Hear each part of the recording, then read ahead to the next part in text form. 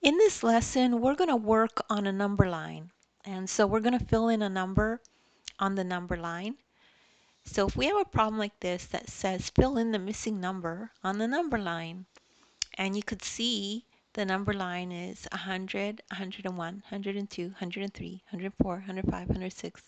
There's a missing number here, and then it continues, 108, 109. So you just need to remember that numbers going this way are getting bigger. And then when you look at the number line going this way, numbers are getting smaller. So we need to fill in this number. And the number to fill in after 105, after 106 is 107. So let's fill that in.